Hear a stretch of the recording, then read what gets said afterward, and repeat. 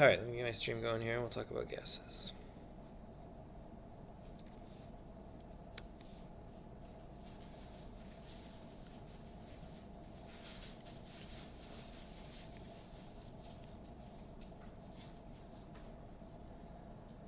Your question? Okay. All right, so this is on chapter 5. The reason we have our own separate chapter about gases is kind of what we've talked about before, that they behave a little bit differently than other states of matter, which make certain difficulties with them, with gases, in terms of using them in chemical reactions. So they can be harder to measure, to figure out quantities of.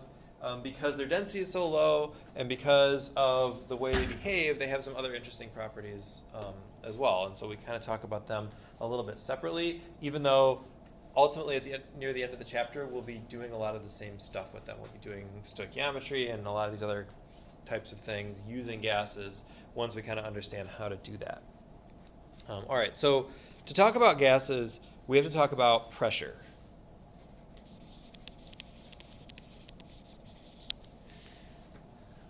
Because we can't weigh gases very well in some cases, we use pressure as kind of a stand-in for amount. And you'll see that throughout this chapter, that when we talk about amount of gas, we're usually talking about either moles, which is always a good for amount of anything, or pressure. Usually something like volume and mass are often not great measures of volume, or of how much gas you have, for reasons that we'll see. So what is pressure?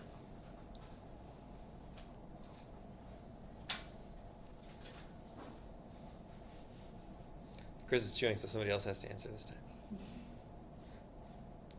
Yeah. The amount of atoms in a container, or like how much they hit each other, yes? Kind of. We'll get into that. So the pressure is caused by the collisions of the atoms or the molecules with the walls of the container. So not with each other, but with the walls. That's the pressure, is those collisions. So that's one way of defining it. And we'll talk about that. But the actual just physical measurement of it, we're going to say, is force per unit area, kind of like just the old physics definition of pressure. So you have a force exerted on a particular area. So pressure is not a force. It's not force. It's force per unit area. And so many of our pressure measurements kind of reflect this.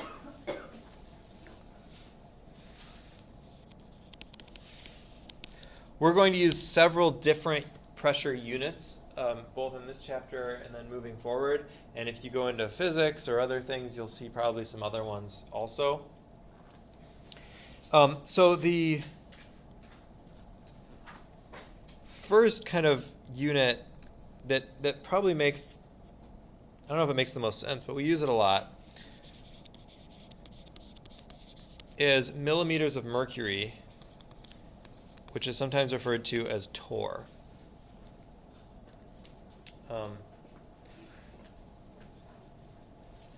And torr is more commonly used these days, but you'll still see millimeters of mercury.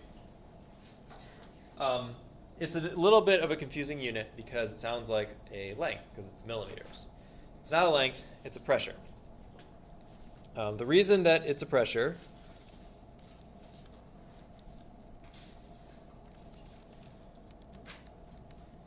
I'm not going to put this in the notes, but we can just take a look at it, is that you can make a barometer out of mercury. And this was some of the first ways of measuring atmospheric pressure. You take an open container filled with mercury, and you take an evacuated glass tube and invert it in the mercury. And mercury is really heavy, really dense. So the atmospheric pressure pushes the mercury up the evacuated tube, but it can only push it up so far. And that is known as the atmospheric pressure. So you can measure the height of the mercury in the tube, and it comes to about 760 millimeters. And so that's our millimeters of mercury. So don't actually do this, because mercury is real poisonous. Did you know that? Yeah. Okay, good.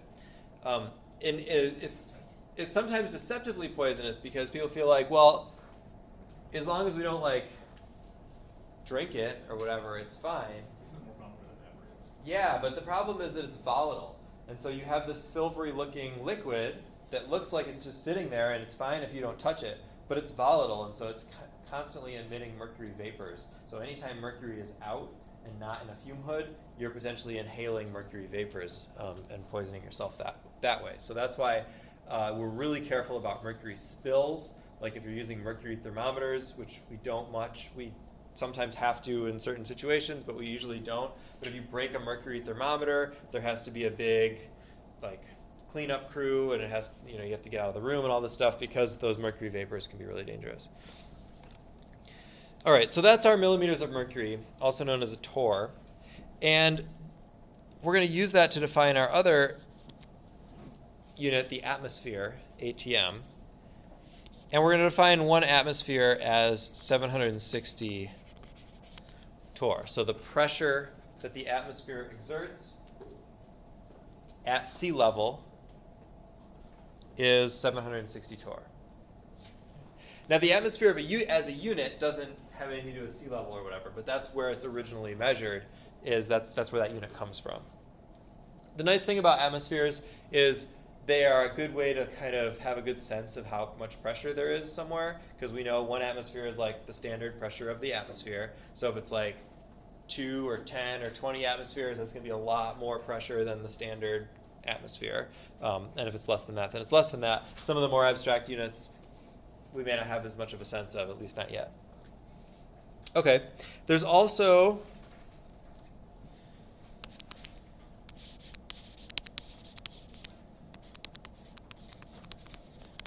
inches of mercury, because of course you could make that same barometer and measure it in inches instead of millimeters, and then you'd have inches of mercury. Normally we wouldn't care about that too much in our class, because we mostly focus on the metric system. Does anybody know why inches of mercury is still a thing that that's used for? Nobody seen any inches of mercury things around? The one is atmospheric pressure, like for weather, like barometric pressure. So you can measure the barometric pressure, and then based on what's happening with that, if the pressure is getting lower, that's going to mean some stormy weather, and if it's getting higher, that's usually clearer weather. Those are usually reported in inches of mercury. So if you look at a barometer, or you look at the weather website or something, and it's looking at the pressure, it's usually 20, something like that, around 30. The other one is blood pressure, I believe, is also measured in inches of mercury. I'm not sure about that one.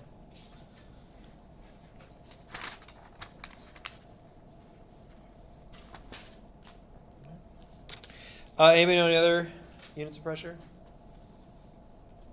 There's a couple more.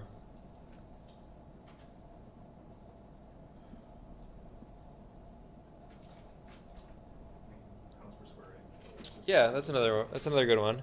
So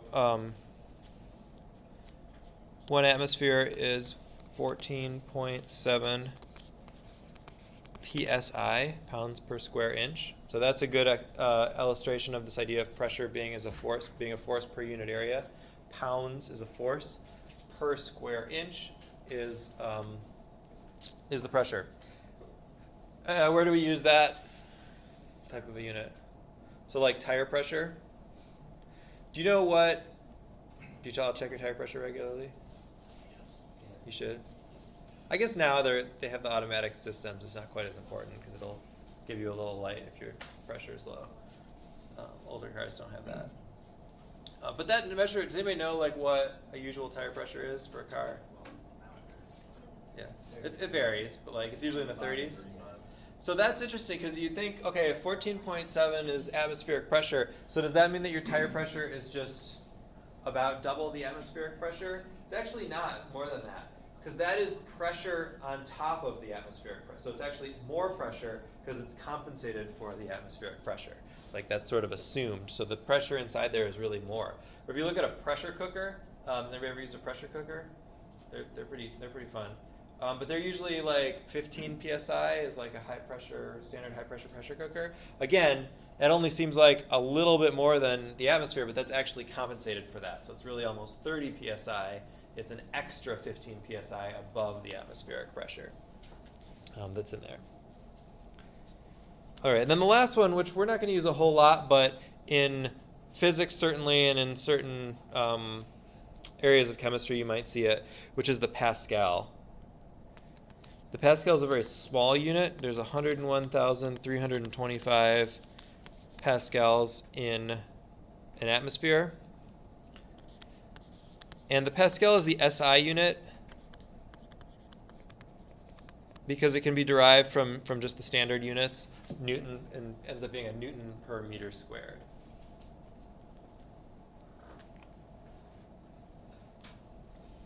So you'll see all of these units you can convert between in your homework, depending on what's asked for what. The only number that you need to actually know by memory is this one. I don't think it's going to be a problem for you to memorize that because it's going to come up so much in these calculations. But make sure that you know this one. The other numbers I would give to you if you needed them for conversions on quizzes or exams.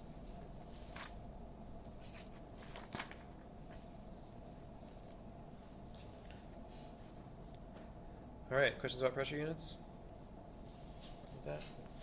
Okay, let's talk about the gas laws.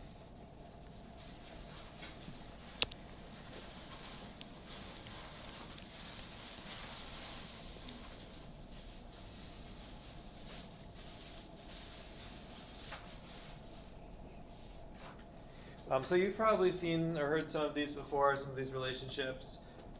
Again, like we said earlier, it's the relationship that's important. It's not the name. I'm going to tell you the name just because it'll probably come up at some point in your future. But the first one describes a relationship between pressure and volume.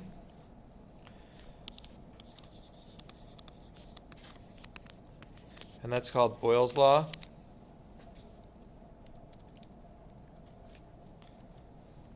Again, at the time that Boyle was working, there were lots of people investigating these kinds of things. He ended up publishing his version of it and basically getting known for that. But the important thing is what he looked at.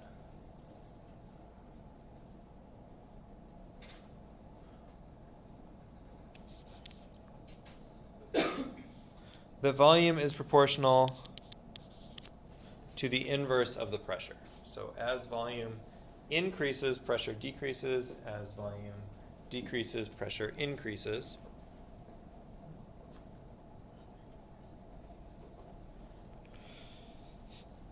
I think the easiest way to think about this one or remember this one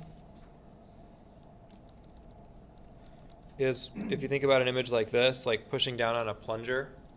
What's happening there? You've got a certain amount of volume, a certain amount of gas, and a certain amount of volume. If you decrease that volume, but keep the same amount of gas in there, the pressure is going to increase. So if you have like a syringe, let's say, you plug up the end with your finger, you push down on the plunger, you got the same amount of gas in there, but you've now compressed it, so that's going to be higher pressure. Gases are compressible because there's so much space between them. In fact, when we talk about kinetic molecular theory at the end of the chapter, we're going to see that we actually assume with gas that the particles themselves take up no volume whatsoever. And all of the volume can be attributed to the space between the molecules. So that means that gases are really, really highly compressible, whereas liquids and solids are not. Another way of describing this is that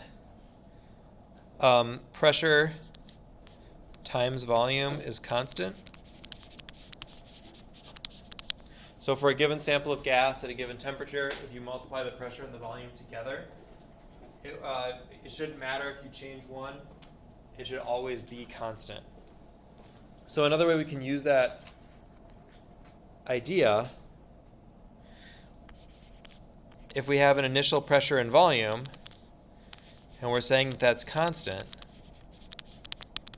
that means that if we change one, we can predict what the other one's going to be based on that constant. We don't have to know the constant. We can just multiply pressure and volume of an initial sample, then we can change something, and we can figure out what the new pressure or the new volume needs to be.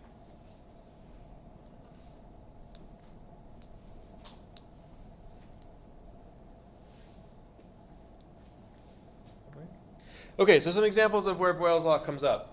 One is breathing. Do you all know about breathing? Does anybody want to explain what happens? So let's do it this way. Let's make it a little. How can you explain what happens when you breathe using these ideas, using the relationship between pressure and volume? Dude, all right, you start, and then we'll jump over to. I was going to ask if you want to do the chemistry approach, the biology approach, or what happens when you breathe. What's the difference? Well, the exchange of oxygen and carbon dioxide and the blood cells that go into your bronchioles. No, that's stupid. I don't care about that. The chemistry. Yeah. So your lungs are within a sac, and that pressure from your diaphragm increases and decreases the volume within it, so it changes the pressure, and so it pulls air in or pushes air out. Yeah, so you can create a pressure differential, but what you're really doing is you're changing the volume of your lungs. I didn't mean to say it was stupid. I'm sure the biology is very interesting. I just don't understand it. So, yeah. Okay. So you're changing the volume of your lungs. When you breathe in, you're increasing the volume of your lungs. If you increase the volume, what happens to the pressure? It goes down, because we just said they're inversely proportional. So you increase the volume, the pressure goes down.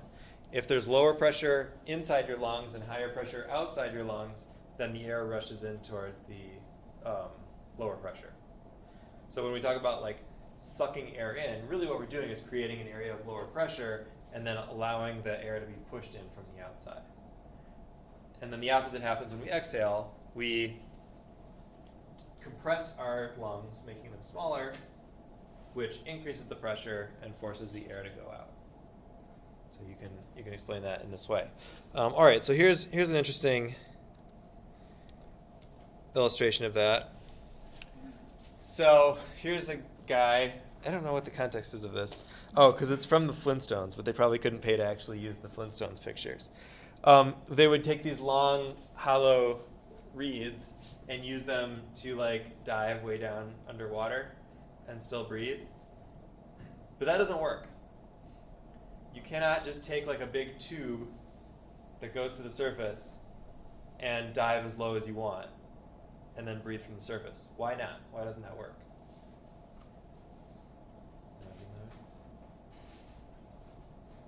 Go ahead.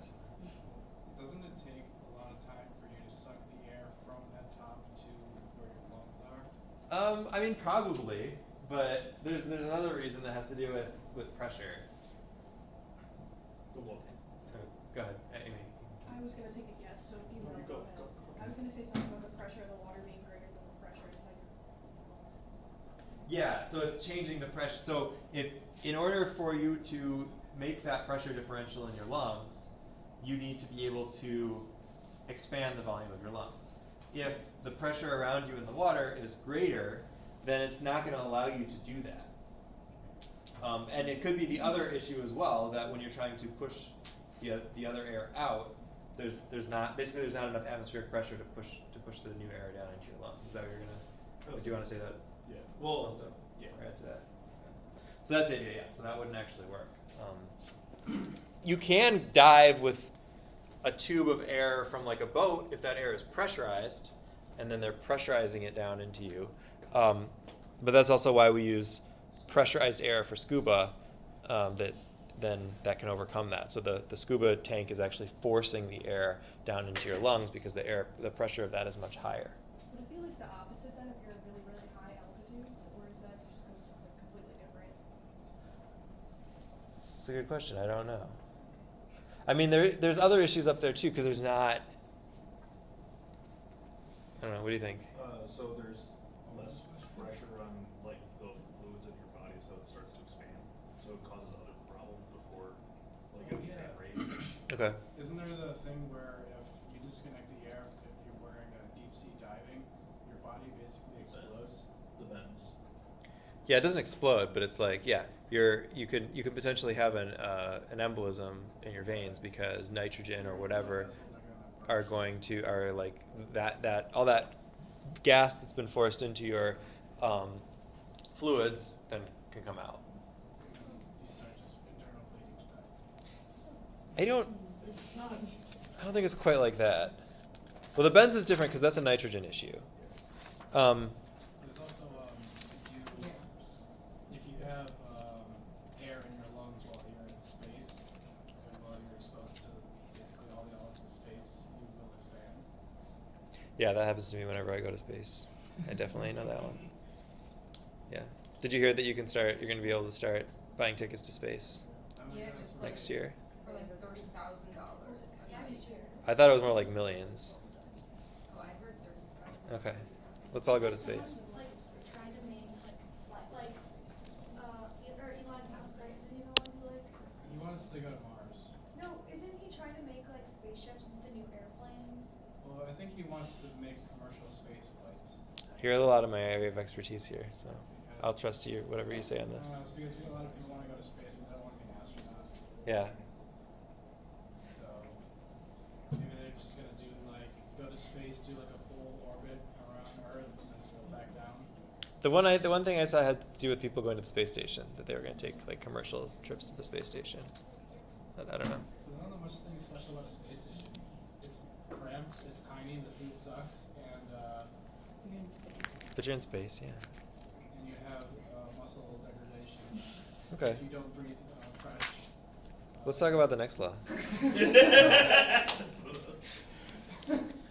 why it's just like a commercial space flight just sucks. I don't know. All right, so we're going to talk about now volume and temperature. This is named after Charles' law.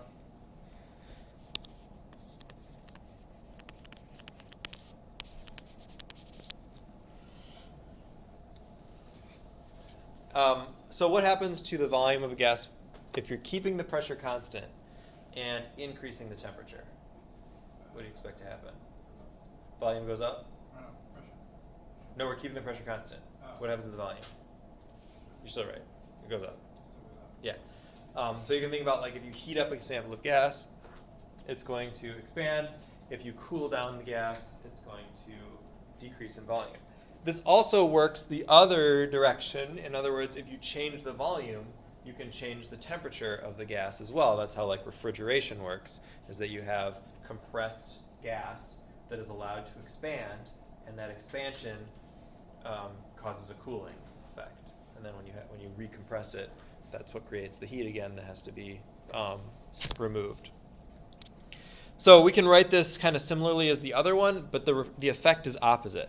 So we would say, in this case, that volume and temperature are proportional, or that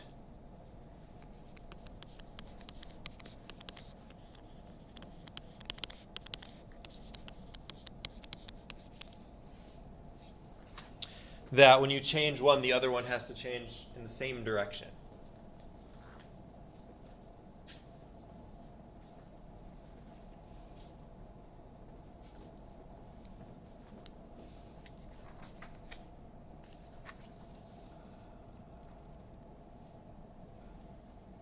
Question?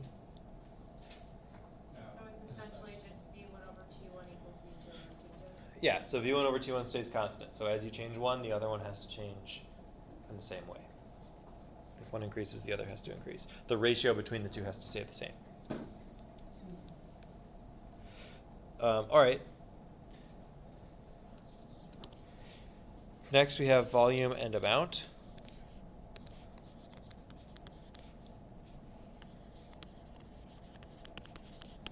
This is maybe the most obvious, that if you have constant temperature and pressure, the volume is proportional to the amount of moles.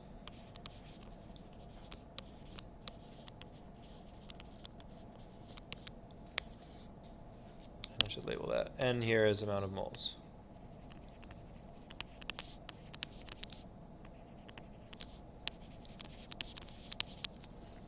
So as you increase more gas, as you increase the amount of gas that's in there, you increase the volume if you want to keep pressure and temperature constant. Okay, so that equation is going to look very similar, where if we change the number of moles or the amount of volume, then we have to change the other one accordingly the same way.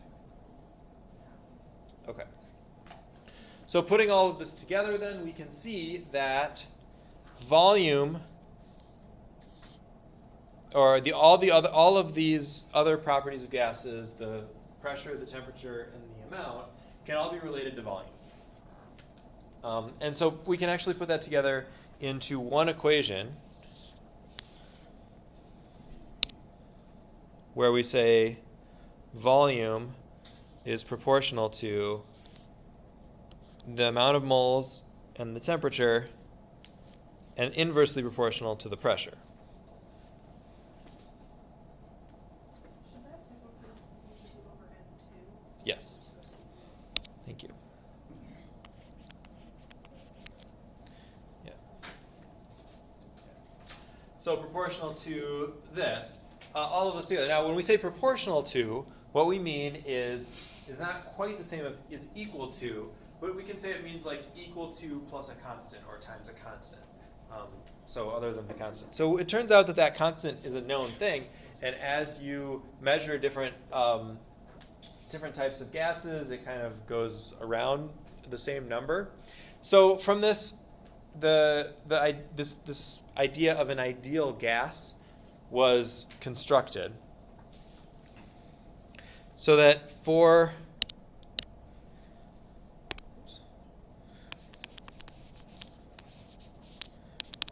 an ideal gas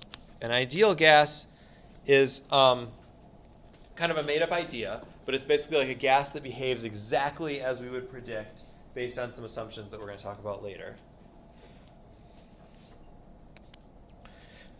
We can say that the pressure times the volume equals the number of moles times the temperature in Kelvin times a gas constant.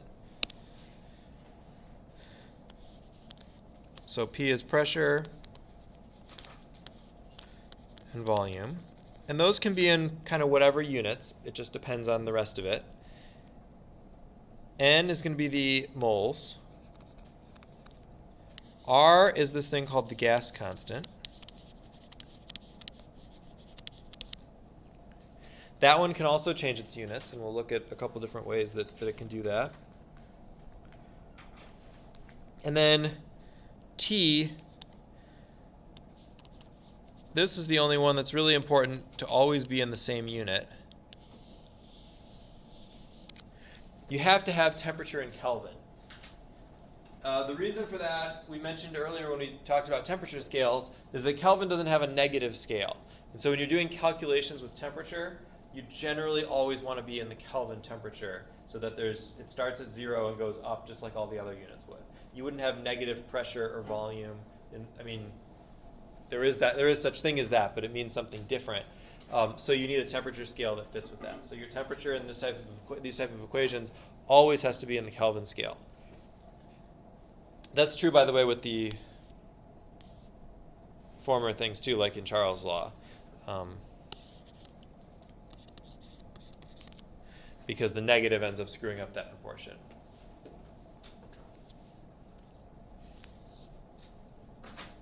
Okay, so this is really useful because now we can calculate various parts of a gas, various properties of a gas, based on the other measurable quantities of a gas. And one way that we are going to use it most probably for the rest of this class is in the context of chemical reactions. So if you want to know how much of a particular reactant you have or a particular thing you have, you can use the ideal gas equation to calculate moles. And we'll also talk about deviations from ideality where real gases are not ideal, and so how does that affect it? But in a lot of cases, in kind of your standard conditions of where you're going to be using this stuff, the ideal gas law does a good enough job for the purposes that we'll need it. So let's try a problem.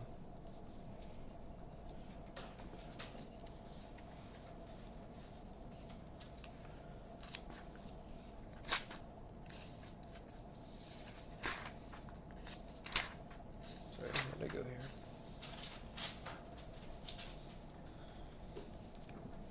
So let's look at a chemical reaction where we're going to synthesize methanol from carbon dioxide and hydrogen. Sorry, carbon monoxide and hydrogen.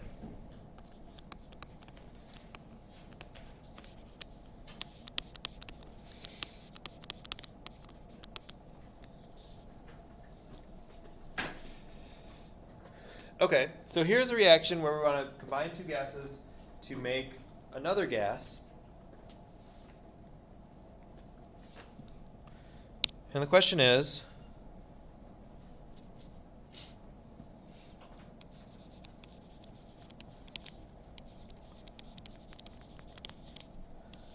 what volume of hydrogen gas at a temperature of 355 K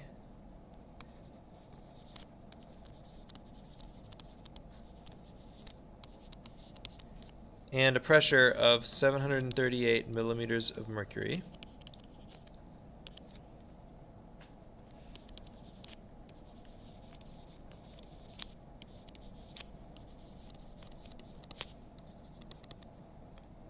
not react with, is needed to synthesize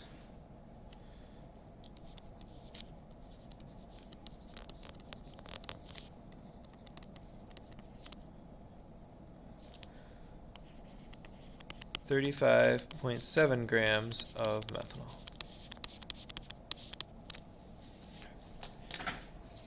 So we want to make 35.7 grams of methanol. We've got our hydrogen gas tank at a particular temperature and pressure. What volume do we need based on that temperature and pressure to make sure we have enough to actually do the synthesis? Let's say we've got plenty of carbon monoxide. So as always, we look at the question, like try to figure this out. So what volume do we need?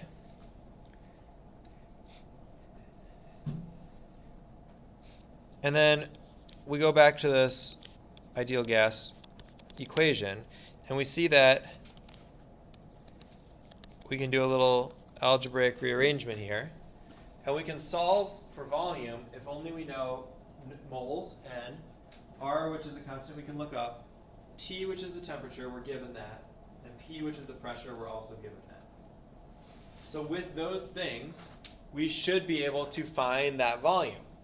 Now, the other thing that we have to do before we can use that equation is find moles, but that's just like what we did in the last chapter. So let's do that as a little bit of review. We're going to start with our 35.7 grams of methanol and figure out how many moles of hydrogen we need. So 35.7 grams of methanol. We're going to go grams of methanol to moles of methanol, and then moles of methanol to moles of hydrogen. Molar mass of methanol is 32.04 grams per mole. And then our equation tells us that there is a 2-to-1 ratio between hydrogen and methanol.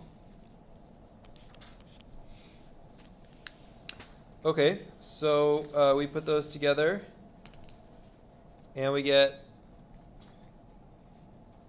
2.23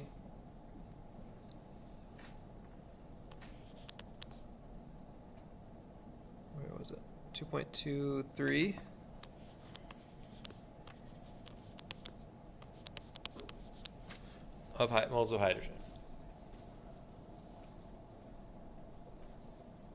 Okay, so great. We have our moles of hydrogen. So now we kind of take inventory of all the things we have. We look back at that ideal gas law. We want to solve for volume. We now have moles, we have R, we have T, and we have P. So we can put that all together and solve for V. But we have to now just be a little bit careful of units. So let's see what happens if we try to do this now.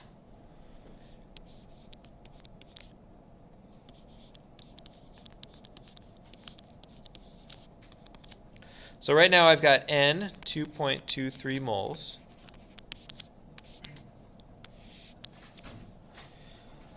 R I can look up.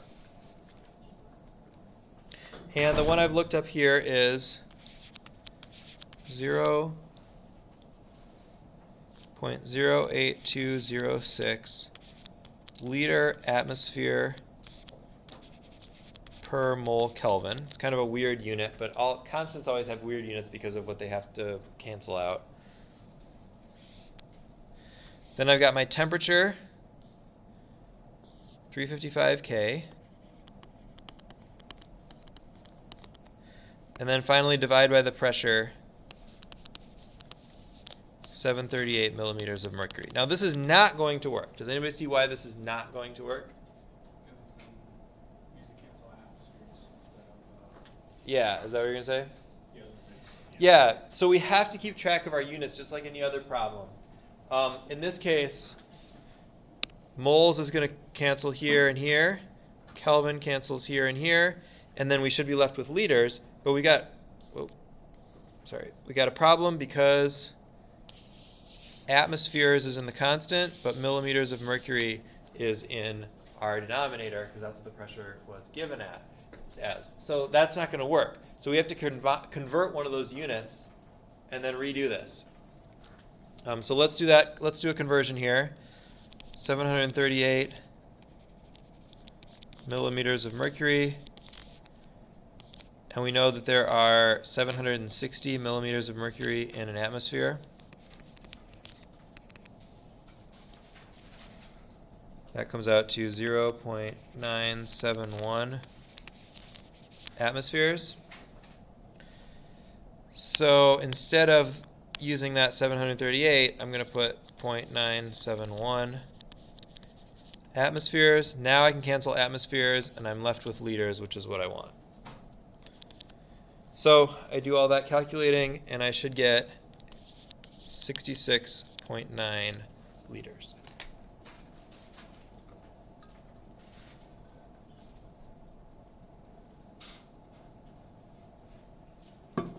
So when you're doing these types of ideal gas law problems, make sure your units line up. Chances are you're going to be given R in just one particular unit. So you will have to either convert that one or convert the other things around it to match that one.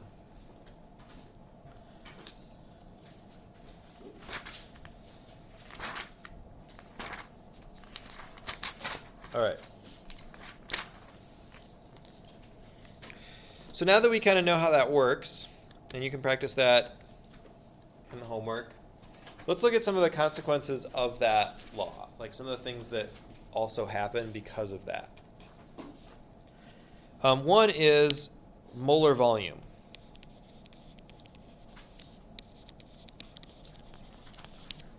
If we solve the ideal gas law for 1 mole,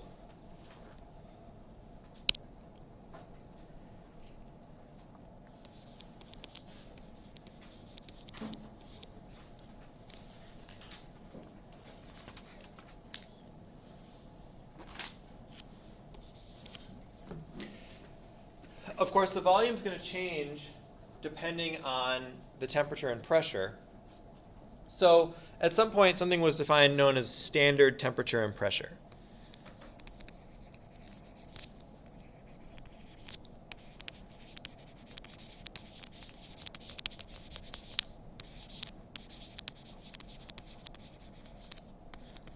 Also known as STP.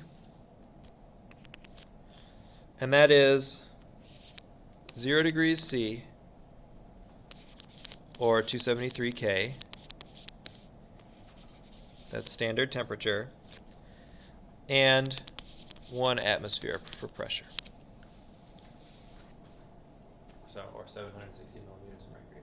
So those are defined as STP, or standard temperature and pressure. And one of the reasons that that's defined as such is that when we plug those into the ideal gas law with 1 mole,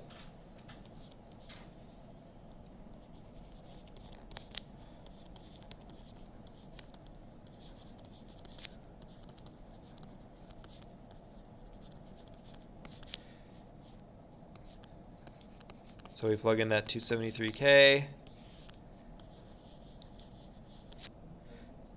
and then the pressure is 1.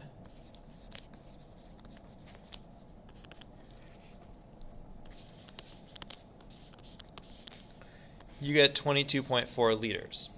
Is that 0.021 or is that? 0.0821 or 0.08206 is another. Yeah, I can make that look a little nicer. Oops.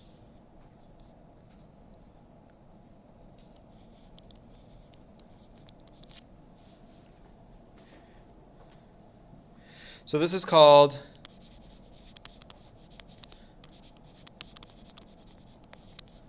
the molar volume at STP. And any gas at all will have that volume at STP. That's another thing that's a little bit special about gases to get used to from the other calculations we've been doing, is the masses usually don't matter as much because we're more interested in pressure, volume, and moles. And so if you have any gas at all at STP, will take up that much space. It doesn't matter what kind of gas you have. Any kind of gas will take up 22.4 liters if you have 1 mole of it at STP. Yeah, go ahead.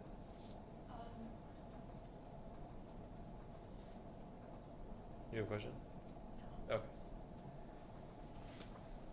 Sometimes that can be really helpful because it can help you avoid a whole gas law equation. If you know that it's at STP, you can just use that for the volume, for the molar volume, so it's that per mole. So in a problem, you might use, you could use a conversion factor like 22.4 liters per 1 mole, or the opposite, flipped around to that. So that can make it a little bit easier to do some of those types of conversions.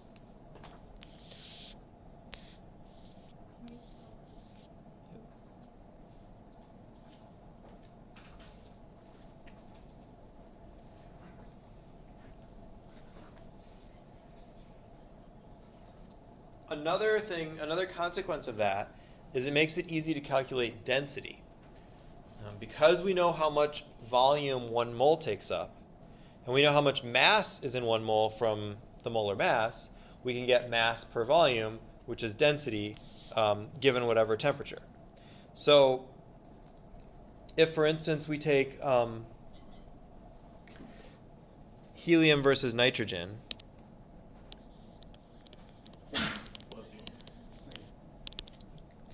well, we can say that for helium gas, 1 mole is 4.00 grams from the periodic table. And we can also say that at STP, 1 mole is 22.4 liters, because any gas is 22.4 liters at STP. So at STP,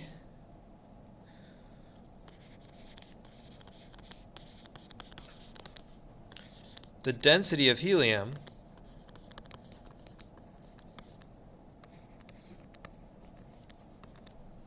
is going to be 4 divided by 22.4, or 0.179 grams per liter. Notice that's grams per liter, not grams per milliliter or grams per cubic centimeter.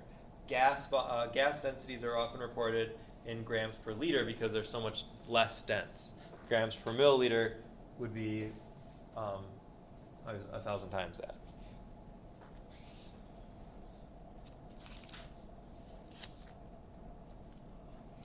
We can also put that in the gas law, or we can rearrange the gas law in that way.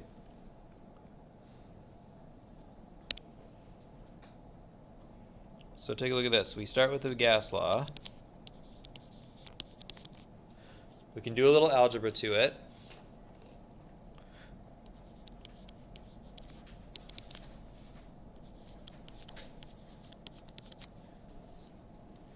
Okay, just gonna switching some units around. And now the reason to do that is on the left we have moles per liter, right? N per L. And we know we can get grams because we can get grams from the molar mass.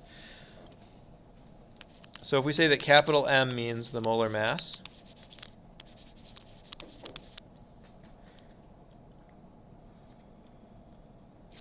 then we can say that moles are grams divided by the molar mass, right?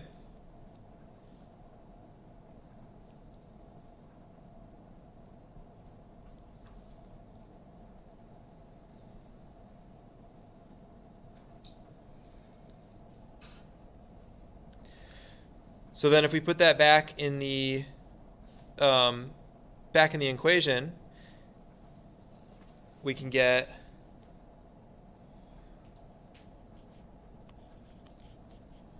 G over mv, G is grams, equals P over RT. And if we switch m to the other side, grams divided by volume is MP over RT. And what's grams divided by volume?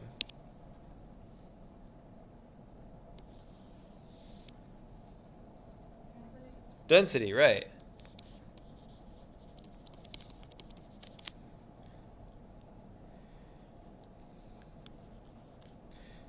Are we gonna have to memorize all these equations? The ideal gas law? Yeah. I don't know for all these like little separate ones too. No, you should be able to derive these in the same way. So if you just rearrange units, just do the algebra. This all just comes directly from the ideal gas law. Okay. So I'm just moving things from one side of the equation to the other, or substituting in here. So like we took this and substituted in there.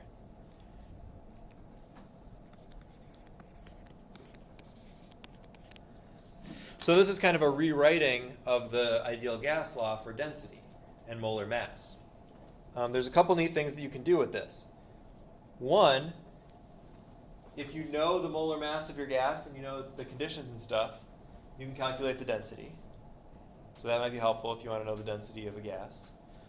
You can also use this to identify a gas, because if you know the conditions, the pressure and the temperature, and you know the density, which you can measure, mass divided by volume, then you can figure out what the molar mass of the gas is.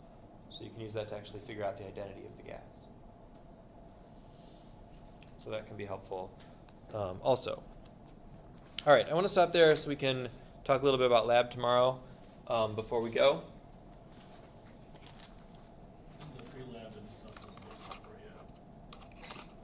you. It is now. Right, you were working on it? I think they were working on it. Oh,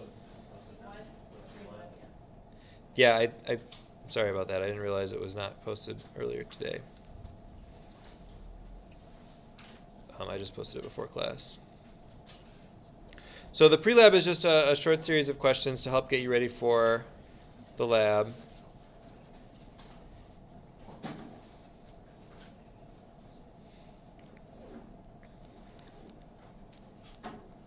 So this is a neat lab because it's investigative. You're trying to like figure out an unknown amount. It's not difficult, but it's easy to kind of get stuck in the instructions and not really have a sense of what you're doing. So there are some short pre-lab questions that will help you get there. Should only take you a few minutes to finish them up. But I really want you to read the instructions closely and think about what's happening in this reaction. What's the point of doing it this way? What are you recovering in each step? And what are you going to do? Because this is a quantitative thing, we're going to actually not get a final result tomorrow after the lab. The stuff needs to sit and dry. So the report for this lab will be due not on Thursday, but actually next Tuesday, because we'll have to wait for Thursday to actually get the correct mass when we go back in lab. So because of that, we want to make sure to do this a couple times and then collect both trials so that you have some little, it's always nice to have multiple trials just so you can average things, but also it's a little bit of like insurance against if something goes wrong in one of your trials, you have another one ready to go that you can use the data from, so you're not just stuck. So The salts or the safety stuff tomorrow, you don't have to prepare it in your notebook. We are going to talk about the safety issues before lab tomorrow. It's basically just the concentrated nitric acid that we really have to worry about. But the biggest thing that I notice here in this particular lab is just people not really understanding what's happening. And part of that, I think, is just not really reading through the procedure and having a sense of what you're doing. So I think the bulk of your pre-lab preparation for tomorrow, it should really just be make sure you read through it and know what you're going to do. It's not a long lab, but it does take some time. I think you have to boil it for about 20 minutes or so. So we want to kind of get ready right away. So I'm not going to like go through the whole thing with you before lab. I think the instructions are pretty clear. This is the type of lab where you follow the instructions directly. You're not going to be asked to come up with your own procedure or anything. So just read through those instructions so that you have a sense of what you're going to be doing. Are there any questions from you about what you're doing or anything else? Yeah. So what's going to be expected to be in the lab notebook for tomorrow? So in the lab notebook tomorrow, I mean, you can kind of read through to see what you want to put in there. I don't have anything because there's pre-lab questions. If you just have your lab notebook, ready with like a title and the basic stuff, that's fine. If you want to prepare more in terms of like each thing that you're going to be writing down, that's okay. This is a more data-oriented lab than observation-oriented lab, so your lab notebook's going to be more like masses and volumes and that kind of stuff rather than specific observations. So we don't need to turn in a picture of the lab notebook? You don't need to turn in a picture of the lab notebook, just the questions. If you did the questions in your lab notebook, then turn that in, obviously, yeah.